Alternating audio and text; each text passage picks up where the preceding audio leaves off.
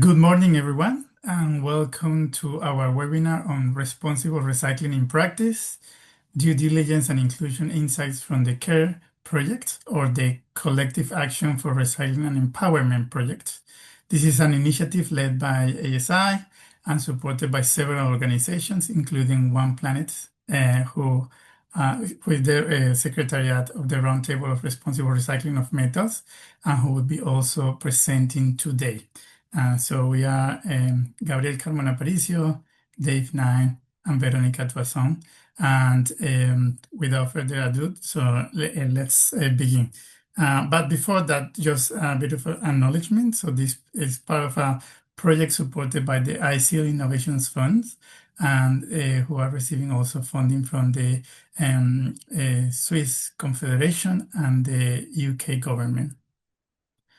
So thanks. So I'll be sharing insights from our CARE project, which is happening in Colombia, and that the project explore opportunities within the informal recycling system. So let's start. But to be honest, before we start, just a technical note. I wanted to share this quick reminder that it's Colombia with an O and not Colombia with an U. Sounds the same, but it's written in a different way. And this is a campaign launched by the Colombian government as a way to raise awareness and encourage respect to the country's identity and to show cultural accuracy.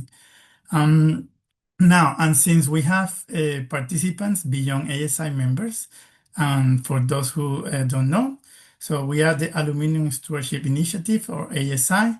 We are a multi-stakeholder organization, a global organization that develops standards for the responsible production and sourcing of aluminium.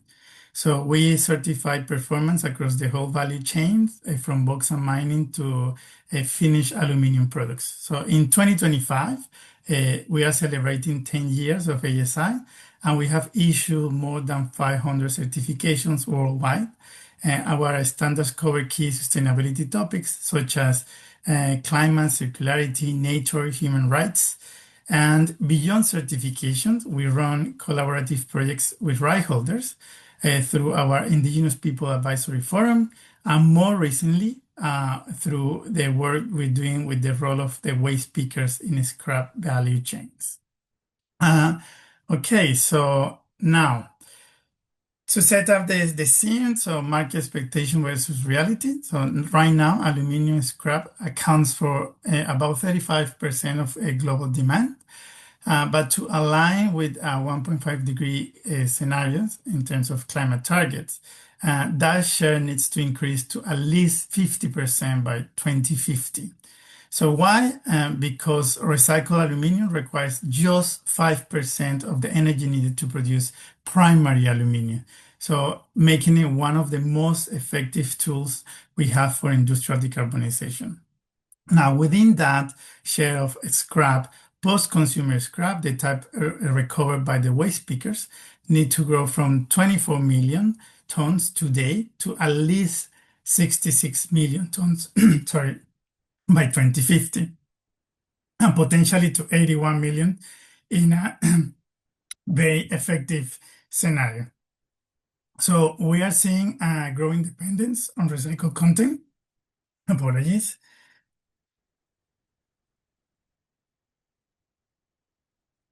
And at the same time, there's a rising pressure to the producers and the brands to prove responsible sourcing and traceability of the materials, including the recycled content one.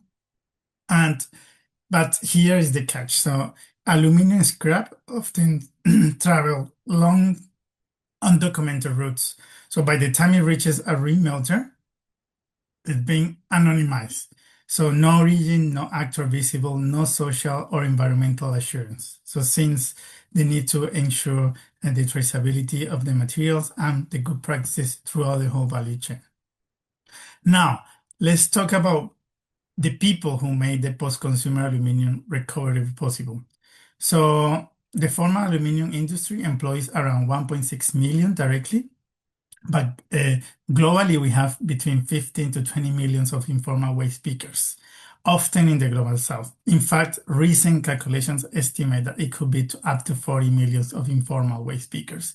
And they play a key role in collecting, sorting, and returning aluminum back into circulation. So, in fact, they may be responsible for up to 45% of the global post-consumer aluminum scrap flows, including beverage cans, even construction in the global south, or even aluminum from vehicles and other products. So the material they collect, when sorted properly, is often the lowest carbon aluminum on the market. But, and let's say this is very important, if it's poorly sorted or contaminated with plastics, it can actually have higher emissions than primary aluminum during remelting or refining.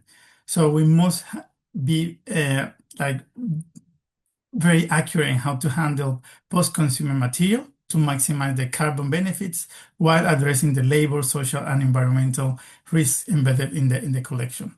Another way to put these numbers in context is that based on the work done by on bauxite mining, so research suggests that at least 200 to 500,000 people worldwide are directly affected by bauxite mining. So when we compare the values, which is like the right holders near the mines versus these right holders at the downstream stage, we can see a big difference. Now, that's what brings us to the CARE initiative, so which is again supported by the Seals Innovation Funds, and we have been working closely with recycling cooperatives in Colombia to understand the realities, strengthen their organizations, and connect them more effectively with formal recycling markets, aligning with global responsible recycling principles and standards. So we have three approaches, three stages for this. So we have been conducting a comprehensive diagnostics and mapping the stakeholders in the aluminum and even other materials recycling value chains to identify critical gaps and opportunities for market formalization and increased traceability. We have developed and implemented targeted training sessions for recycling organizations that focus on labor formalization, material quality, safety and occupational health, indigenous people rights, human rights awareness to enhance their operational standards, market readiness, and empower workers both economically and socially. And finally, we have integrated this project within existing extended producer responsibility platforms, or EPR, to facilitate the effective collaboration among waste pickers, SMEs, local authorities, and large corporates. Sorry. So now the project, we are working currently with 16 waste pickers cooperatives, 8 in Bogotá and 8 in Barranquilla. The project is reaching over 320 individuals directly, and with the improvement we're doing, so we are reaching to 200,000 waste pickers indirectly. As I said, we're collaborating with 2 EPR platforms, in this case, Movimiento Re in Barranquilla on the Caribbean coast in Colombia, and Reciclar Tiene Valor in Bogotá, to align traceability efforts and promote a formal recognition for waste pickers within the national recovery systems. So the project is built on a strong partnership. So we are working with the International Aluminium Institute, 2 leading beverage can makers, so Crown and Canpack, Sempre, which is a local NGO that manages the national EPR platforms, connecting the waste pickers with the private sector. And we are also aligned with the Roundtable of Responsible Recycling of Metals. Even we have extended our work with the Fair Circular Initiative, and we are being sponsored and supported by let's say the private sector, and we receive further advice from the Brazilian Association of Aluminium and RIMA, Recycled Material Association in the US. Now, in terms of the development of the project, we have conducted over 100 interviews across the value chain.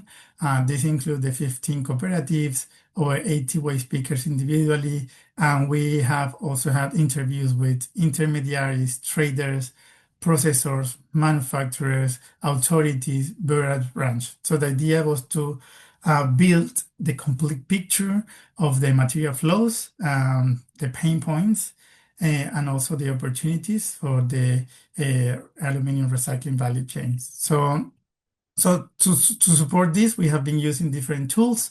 One example of the tools we're using is the ones that are developed by the Harmonized Responsible Sourcing Framework for Recycled Material by the Circular Initiative, where we can see tools for engagement and interviews. And finally, we have this is a very simplified diagram of what we have found, starting with the can makers, going through the waste pickers, the cooperatives, and the warehouses, what that we call ECAs in Colombia, the exporters, the remelters, and eventually back to the beverage brands. Now, we have found that it's a very fragmented value chain. It lacks transparency, especially in the early recovery. So mainly where in the interaction between the consumer and the waste pickers and the recycling cooperatives. And there are other gaps that we have identified in terms of lack of recognition of the role, lack of health and safety, lack of skills, training, formalization, etc. So basically, we're going to launch in the next month the diagnostic report, but it will show that the reality and that there's a lot of work that still needs to be done in this recovery value chain. Now, Colombia has a particularity, and is the most of the aluminum that is recovered is exported, 99% of the material, mainly to Brazil, the US, and some countries in Asia. And we can basically trace 7.5 kilotons a year that are going into Brazil. Now, we did, as part of the assessment, we documented the price structure, the pricing model, the different challenges, the internal governance that the waste pickers have, and we will provide a bit more of that in the report. I just want to highlight a couple of things here in the interest of time. So one is that the price of aluminum, it's a very high compared to the other materials that the waste pickers are collecting. And of that price of the aluminum, 70% of the value, it's being kept by the waste pickers, and the other 30 normally stays for the cooperatives. And of the share of the aluminum that they're collecting, 71%, it's mainly aluminum or used beverage cans, mostly coming from the residential sector. Now, we can see there in terms of the plastics, at least by the time we did the interviews, it had a different value. That's nearly 0.75 dollars per kilogram. By now, it has reduced nearly 40% in prices. So the price fluctuation, it's a very a key element here. It's not the case for aluminum, but for other materials. Now, we also assess the different aspects of the infrastructure and the type of vehicle, if they own a vehicle or not, as we can see in the figure, and also the lack of machinery that they have to process and make more compact the different products. So that's one of the so improving the building conditions, but also the machinery and the vehicle is one of the still opportunities that the waste pickers organization have. Now, when we ask about the type of incentives they're looking into receiving or developing with the different initiatives from the private sector or the public sector, so we have basically two at the top. One is the lack of machinery, so they expect to have more machinery for their activities. Again, machinery including also vehicles, even the small ones for the bicycles to collect through the different streets, and the material price. So the stability of the price And then as a third point is that the payment of the freight when they also have to uh, take care of that they have to hire someone to take the material to the aggregator of the exporter. Now, in terms of the challenges, they still see low price as the main challenge, despite the fact aluminum being the most expensive one. Um, but we can see, and we can see in the next slide, is like why the low price is still a reality because even when they sell the amount of material they are able to collect in the hours that they have available also, it's not enough to achieve a proper living income. So that brings us to this slide where we can see as part of the project, we partnered with the First Circular Initiative, and we were part of the phase 3 of the living income studies, and we were able to measure the living income gap for Bogotá and for Barranquilla. I'm showing here just Bogotá, and we can see, like for example, for an informally organized waste picker and their family in the pink at the bottom still very low compared to the legal minimum wage and to what we assess as the living income, which is the right amount of income that needs a family or a worker needs to obtain to to have access to healthy diets, decent housing, healthcare, education, decent working conditions, and savings. So we still have an issue, and particularly two-thirds of that living income is represented by healthy diets and decent housing. So with that diagnostics and with that and the living income study, we then started some interventions. As I say, we have some training. We launched training programs. So basically in terms of health and safety, human rights service provision, formalization, and soft skills, as some communications, teamwork, etc. For the 320 waste speakers in the different cooperatives.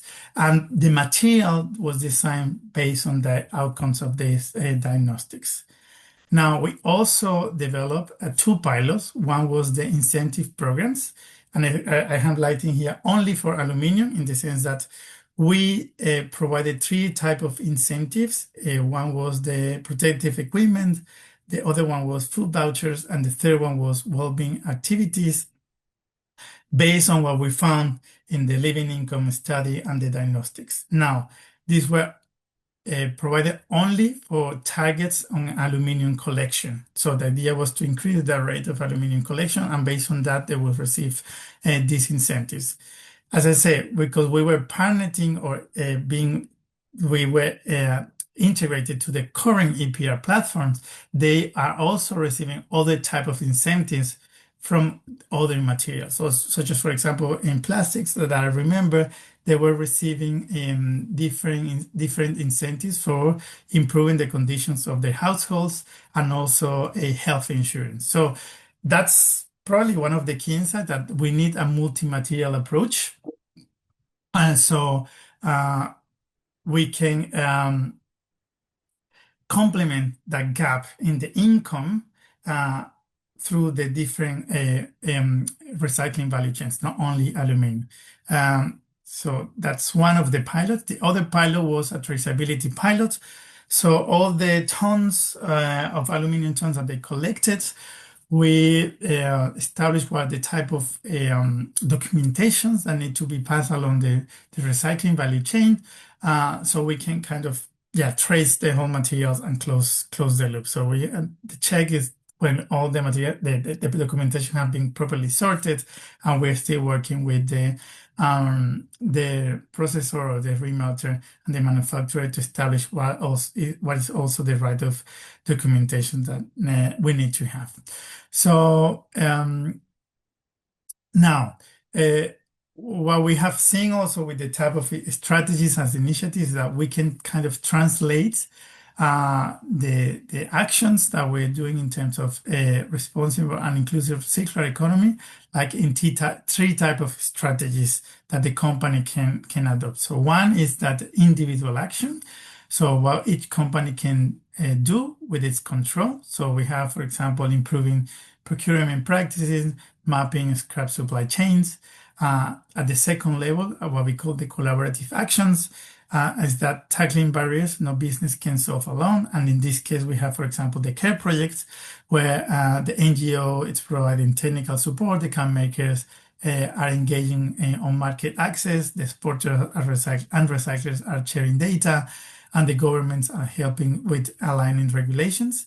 And the third level, it's the collective advocacy, so working together to shape the effective regulations. So we have, for example, in the aluminum sector, something that we call the Global Beverage Can Circularity Alliance, where there is an advocacy plan also to improve the regulations. Or, for example, one of the partners that we have in the project, that was the first circular initiative for the living income study, and how they use that outputs to also transform regulations. So these three levels of actions: individual, collaborative, and collective. So show that markets transformation requires a shared responsibility. So I would like to close my participation here. It's so if you are interested in these three levels of action, so please get in contact, or also visit our Circularity Hub in the Aluminium Stewardship webpage, so you can keep updated in the progress on the project. So I'm going to stop here in the interest of time, and I'm going to so give the floor to David and Veronica. Many thanks, Gabriel. That's great. And just to reiterate that you can ask questions, I can see that there's already a question come in there, and we will review those questions, and hopefully there will be adequate time at the end to answer those. So thank you very much, Gabrielle. So I'm going to just introduce the roundtable on the responsible recycling of metals and the role within the CARE project. If you could move to the next slide, please. So with the roundtable, it's one of the things to stress is that it's all about collaboration. So the roundtable was a and is a multi-stakeholder collaboration between recycling organisations, mainly larger recycling organisations, metal producers and processors, industry associations, voluntary standard setters such as ASI, civil society organisations, NGOs, the World Resources Forum, for example, academics, end users, refiners, trading platforms. So it's key that this is considered as a multi-stakeholder collaboration to address some of the issues that Gabrielle has introduced. So the rationale, and just to kind of set the scene for the roundtable, is that circularity is much broader than just recycling and is not necessarily the first choice in terms of the circularity hierarchy. And there's much that can be done in design and looking at opportunities for reuse and other practices before you get to recycling. But what the roundtable started from, the position it started from, is that recycling is hugely significant, and as Gabrielle has indicated there, it's going to become more significant, and so recycling is going to increase as stocks of metals become more available for reuse and recycling. And it's essential that we look at those practices, including at these first steps, from the waste pickers right through the value chain, to ensure that there's responsible practices throughout, high standards of labour, human rights, ethical business practices, and strong environmental performance. And so the collaboration within the roundtable led to the production of some reports that you see. And if you note that there's a QR code there, if you scan that QR code, it will take you to the page on the Roundtable's website, which is also detailed there. And you can download all of the outputs, and I'll go through some of the outputs in a moment. So you can see that there was a detailed process that got us to that. And I'm going to mention at the end that the Roundtable continues, and we're going to reconvene a number of workshop sessions in 2026. So if you're interested, do get in contact with us, and I'll come back to that at the end. So if you could just move forward a slide, please. So this is quite a busy slide, not expecting you to be able to read all of this in detail. This is the summary output, the one-page route map. And there's a number of areas that we're going to look at in more detail that was very relevant to the care project. And so one of them is firstly really acknowledging the role that they play, that informal and subsistence level waste collectors play in increasing the collection of metals and other materials. And Gabrielle mentioned 45% of post-consumer scrap. And so that role is really important. And many of the people that are doing that work are very vulnerable groups. And so that really needs to be acknowledged. And those risks that are associated with those activities need to be acknowledged. And then the roundtable also looked at this through the context of existing regulation and the way that many of the standards are set up, which rely quite heavily on a kind of top-down due diligence style approach. So the great thing about the CARE project was its ability to look at this in practice on the ground from the bottom up, and then also our role was also to bring the requirements kind of top down and see how they align.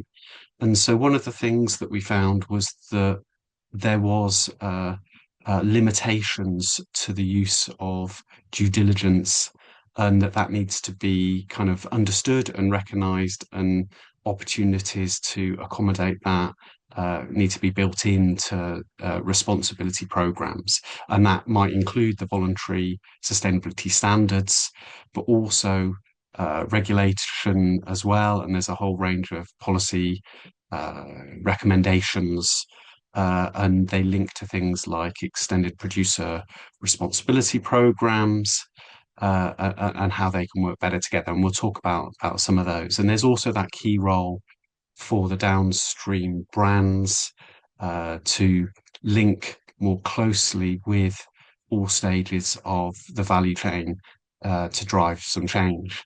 And one of the key things when we were trying to kind of break this down is that it's useful to consider recycled content in kind of four ways. And these are four kind of general buckets, if you like. Pre-consumer closed loop, which has lower risk because it's much more controlled, and often going from the manufacturer or processor back to the brand in a closed loop. Then you've got pre-consumer open market, and then post-consumer well-managed identifiable sources, such as well-developed municipal collections that can then feed back in to recycling processes. And then the one that we're really focused on in this work with CARE are the post-consumer mixed and known kind of sources that involve the waste collectors. So I'm not going to go into much more detail on this. We'll come back to some of these points. If we could just move forward a slide, please. Thank you. So this need to increase recognition of and support for waste collectors was the real kind of focus. And the key kind of areas that we looked at included many areas that were linked to due diligence. So this idea that you can look at risk by tracing your materials back through the value chain and then doing your risk assessment. And so how does that actually work in practice on the ground in these situations? And so we were looking at the degree that materials can be traced and what kind of documentation could feed into a chain of custody and also support that risk assessment. And how does that then feed into broader due diligence? And then what were the options to improve labour and human rights standards, environmental performance on the ground, and then what are the implications for sustainability standard setters. So if we could move to the next slide, please.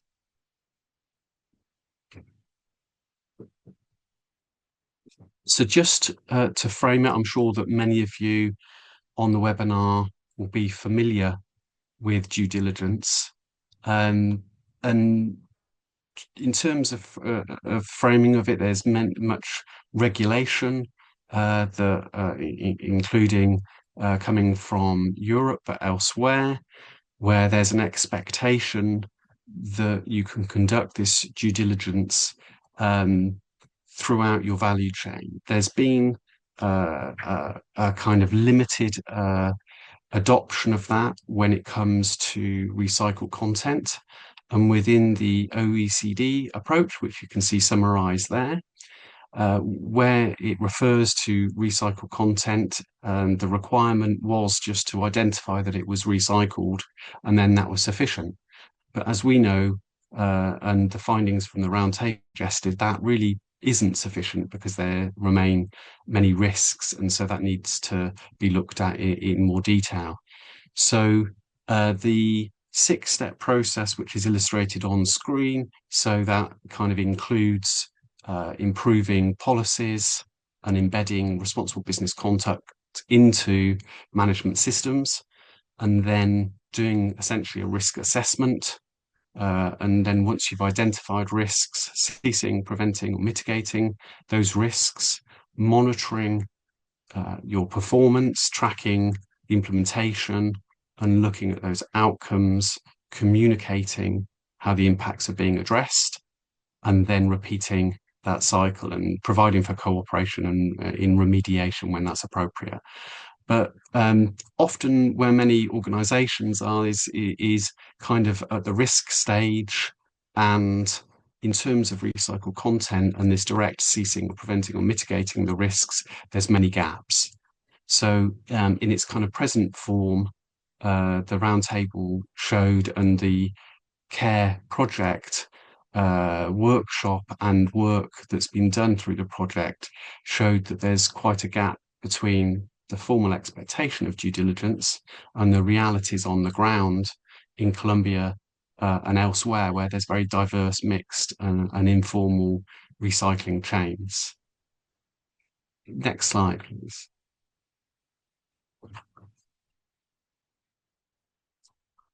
So some of the results from looking at this on the ground in Colombia is that and as Gabriel says, this is really a multi-material issue at this collection stage.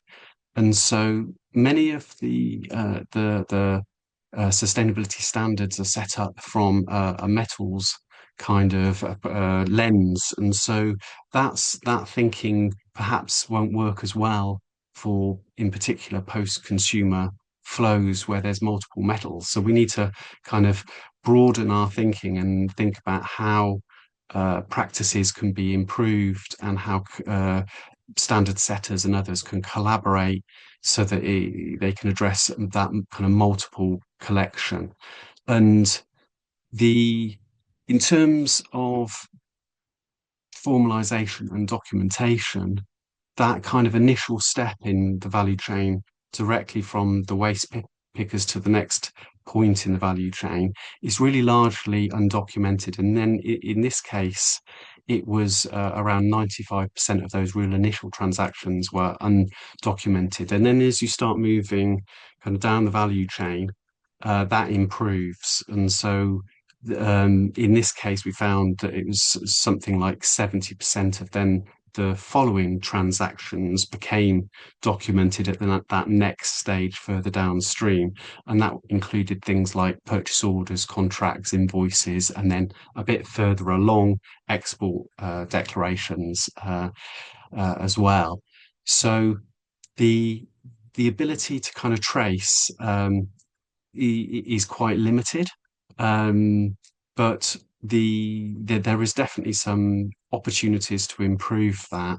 But there's significant gaps. And then when you look at that ability to trace as well, so we were just talking about the waste collection point and that kind of first mile, if you like.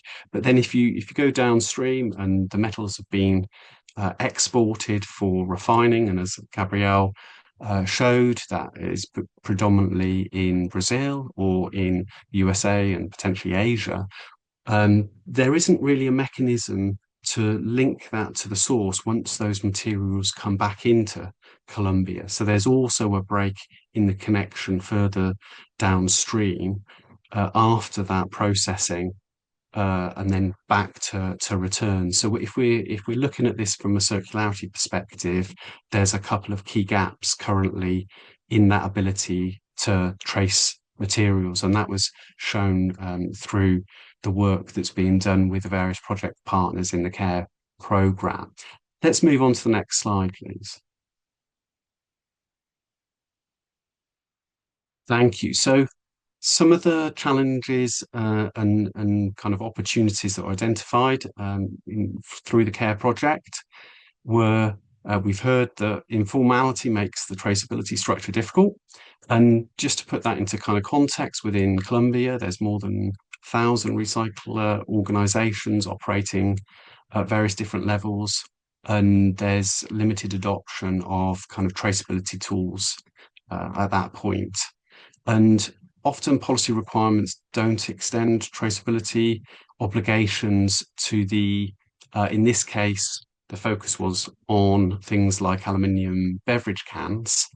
And so there is a traceability requirement for the product, for the beverage contents, but not for the can itself. And so there's some gaps there potentially in policy that could be considered. And there's really many different variations in the controls and the monitoring approaches that are used. So overall, that means that there's really weak recognition of the value that aluminium collection by the waste collectors represents. And it's quite significant for the waste collectors. So despite the relatively small volume share, 3%, the waste collectors can gain 23% of their overall value from the collection of those materials. So in terms of some of the potential solutions, the CARE project looked at where the documentation already exists and looked at how that can be built both ways, really. And there was one of the EPR organisations was also, and the cooperatives are looking to introduce improved kind of opportunities for tracking the materials using kind of a digital approach. And then that can be better documented. So it's to build from what's available already and build out kind of incrementally. And then the use of mass balance approaches, because you can't trace it and you don't know the detail, the opportunity is to use a more broader mass balance approach to estimate the recycled content. And that becomes kind of important as well when some of the other considerations downstream are being looked at and where traceability isn't feasible. And then Gabriel gave the example of the performance-based incentives to encourage participation in more responsible practices. And in particular, that was noted through things like food vouchers, training, opportunities to get involved in leisure practices or an experience. So for some of these waste collectors, they lived less than 5 miles from the coast, but they had never visited the seaside. So there was kind of opportunities to have a day out, for example. So it's a different range of incentives, not just around financial incentives, to help support these programs. And co-ops are absolutely crucial in this case to really be the focal point for those improvements. So the engagement between co-ops and the municipal departments is really going to be key, because the waste pickers themselves need to go through those cooperatives in order to really have a voice and to make those kind of the formalisation work. So it does include education and capacity building, uh, to build that business case for improvements, both at the institutional level as well as at the individual level. And we'll come back to the idea that sustainability standards and assurance models need to adapt in order to address some of these situations. Let's move on to the next slide.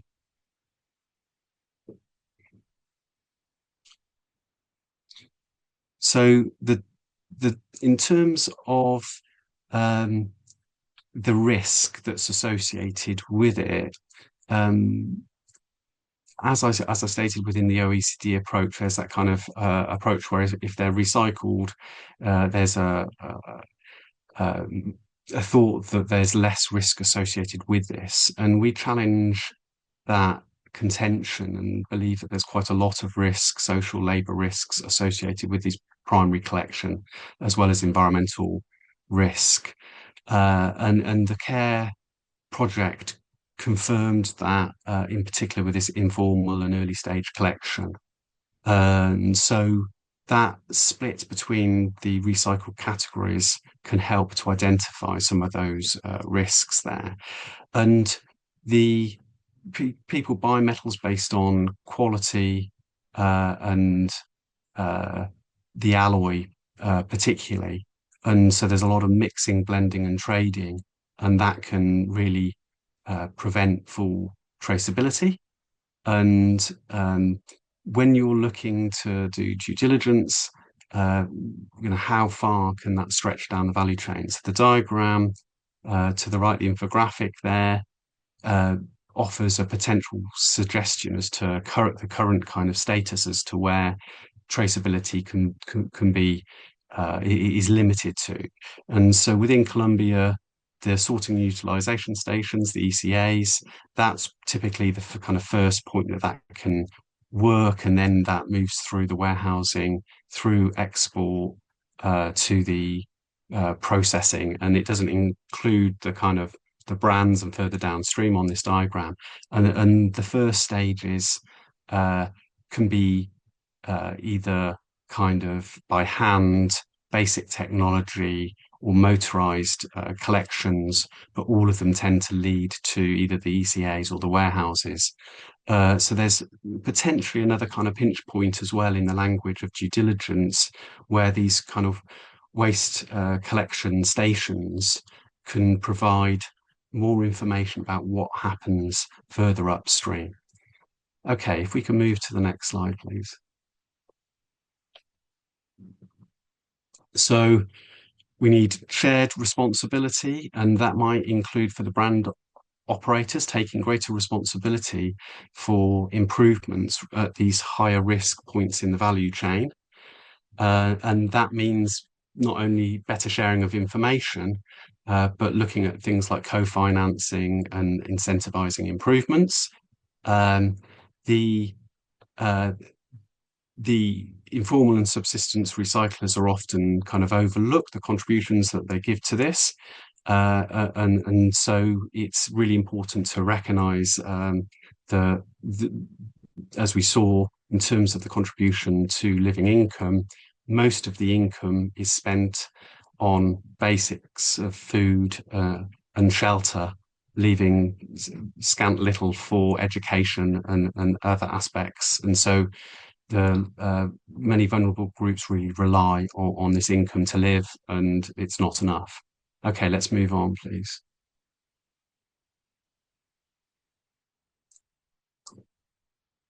So traditional approaches to due diligence will not reach the highest risk sources, and there might be a need for some other models, such as book and claim, whereby it's like a kind of offsetting approach, but brands further downstream invest in responsible practices in high risk parts of the supply chain and are able to gain some credit for doing that, even if there's not a direct relationship between the materials that are being collected. And the evidence shows that this could work in practice, and we've got some examples of those. But I would want to stress really that it's essential for this to work through the cooperatives and NGOs like Sempre, part of the CARE project, because they're the key points that can provide this direct support and coordination capacity for the waste collectors. If you can move on to the next slide, please. So this is one example. I'm not going to dwell on this. I just suggest that if you're interested in this approach, Fairphone do this for primary sourced gold. And so take a look at this. It's available on the Fairphone website. You can read more detail about how they're doing this with gold and other materials that go into their phone that they're unable to trace. Thank you. So in terms of persistent challenges, subsistence and small-scale collectors, they're key, but they don't receive enough recognition. Upstream traceability is constrained by the informality and limited documentation, and that really can vary a lot depending on the nature of the collections. There's lots of opportunities for kind of technology improvement. There's key technology gaps. So traceability is inaccessible to many small actors, and policy frameworks do not yet establish consistent requirements for responsible recycling and don't incentivize that. And the market conditions and pricing are not rewarding responsible practices and essentially slowing efforts to improve them. So there's weak signals for improvement. So there's market failures at work here as well. If you could move to the next slide. Thank you. So the opportunities for improvements at the ECAs and warehouse points for traceability and documentation focus on where it's already happening at the moment.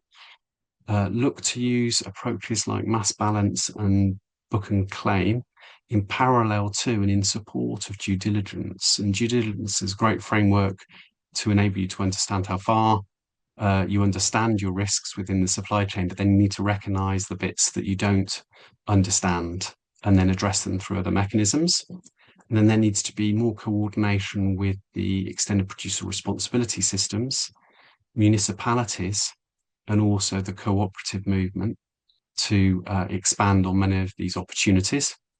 And using those range of incentives and practical incentives like PPE and training can help incentivize more responsible practices.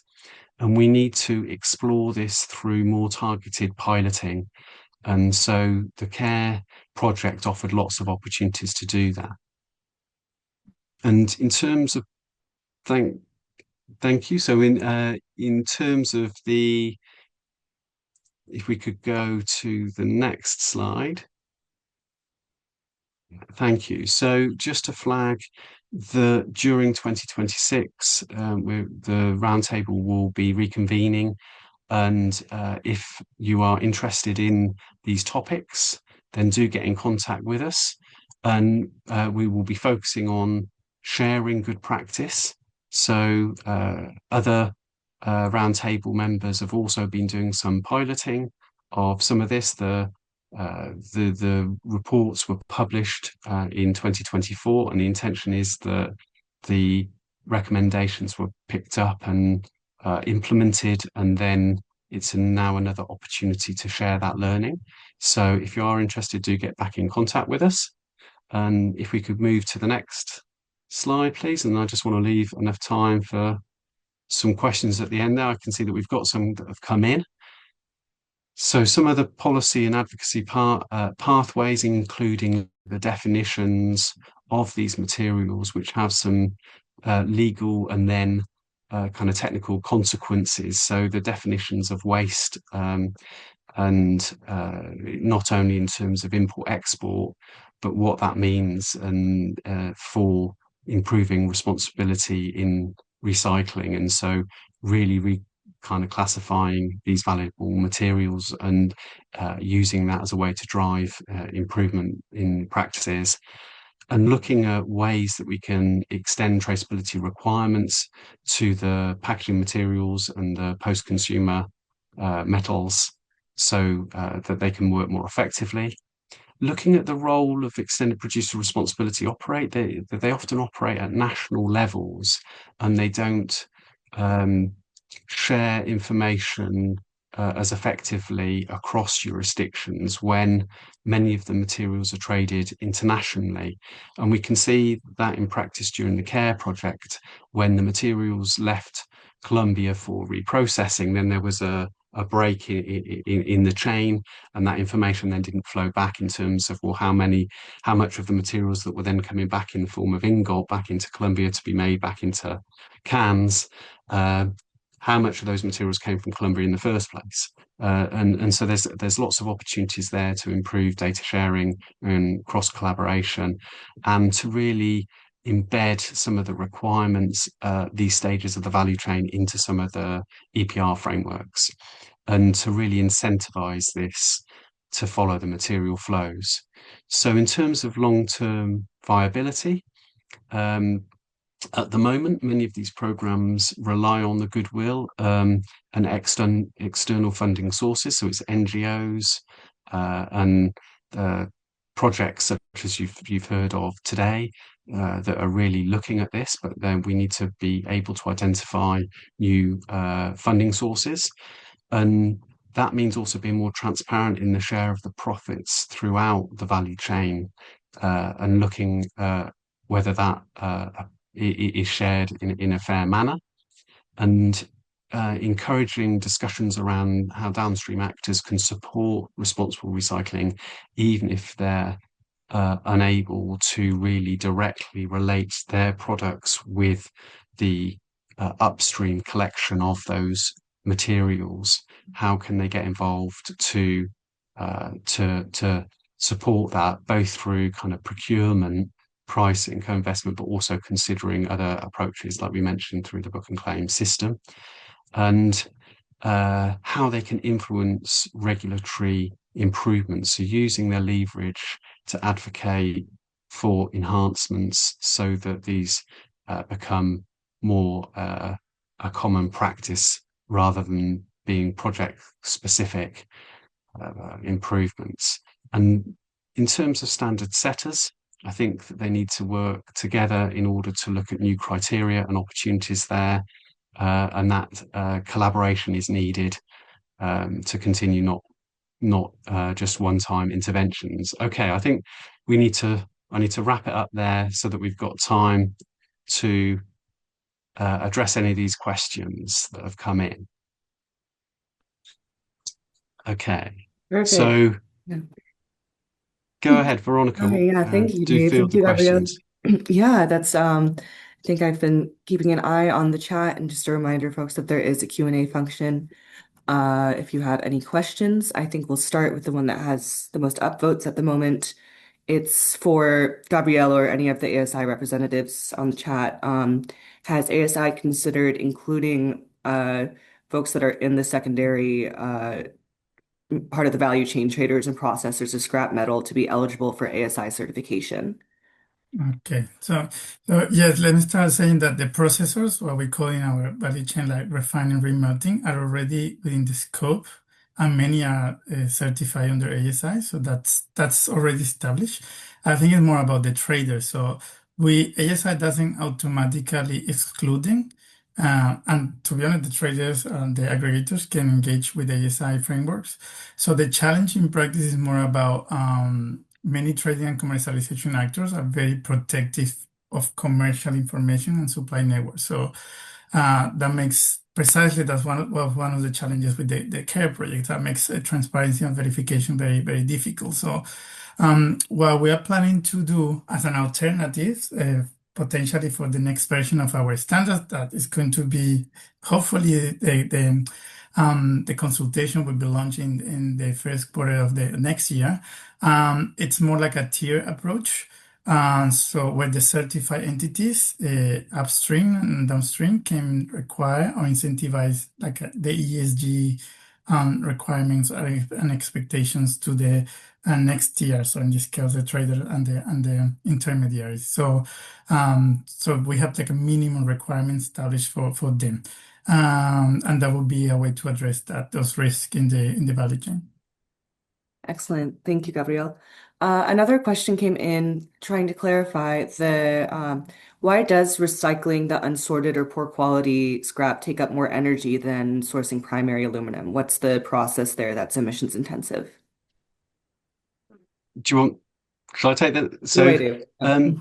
yeah, when often in terms of the refining process and the kind of remelt process, if there's contaminants within that, often they could be plastics and things like that. They can directly release many more greenhouse gas emissions.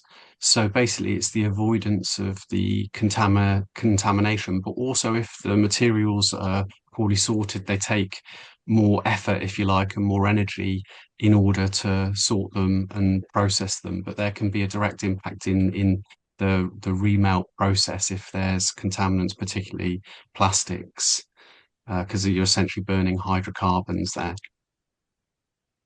Perfect. Thank you. And finally, I think this is the last one what we'll have. What potential does anyone here see on the call for collaboration or recognition of different responsible recycling or fair recycling programs across different material categories? So not just aluminum, but other metals, perhaps glass, PET, or cardboard. Okay, I can answer this one. So that's like yes, and absolutely. So in fact, we already see this happening, and we actively support it. So, for example, this year, as part of the CARE project, we were in collaboration with the TCI or the Circular Initiatives. So they recently released a new version of the harmonized framework that broadened the scope of. They went from recycled plastics to recycle materials. And that expansion brings materials such as aluminium, and they're also working with flexible packaging like Tetra Pak. So recognizing that many of the social and other issues, environmental challenges are shared across material streams. So our view is that that approach should be the cross-material approach. It's practical and necessary. So, and rather than reinventing like separate schemes, so for each material, we should like put effort into to the ones that are try to cover most of them. So, looking ahead, and as I mentioned, we will be launching a new version of the standard. So, we will go into public consultations. So, one of the leading practices we're considering the new version, it's recognizing entities that are supporting those kind of initiatives. And now I come in there and just add, there's also kind of the ISO 59014 standard, which is a kind of harmonized framework for the secondary materials, responsible practices within secondary materials. And so that's, if you like, a high level framework that some of this can be mapped to. And Gabrielle, there's a follow-up question there. What was the name of the harmonized framework that you mentioned? Yes, so this is the harmonized framework for recycled materials, and it's led by the Circular Initiative, TCI. And it's more like how the different tiers in the recycling value chain can interact, and what are the type of indicators or requirements and practices that you can promote as a company within the cooperatives. So in terms of economic empowerment, union, environmental and health and safety, and other two categories that I'm missing at the moment. And the URL is in the chat In the chat. there. Right. So we've reached the end of our time here. So I think I'll close the Q&A session. Thank you, Dave and Gabrielle, for answering questions. Unless we have. And if there's any questions that we haven't answered, we'll try to respond to those afterwards. Yeah. Okay, thank you very much for all your participation, and yeah, looking forward to more activities next year.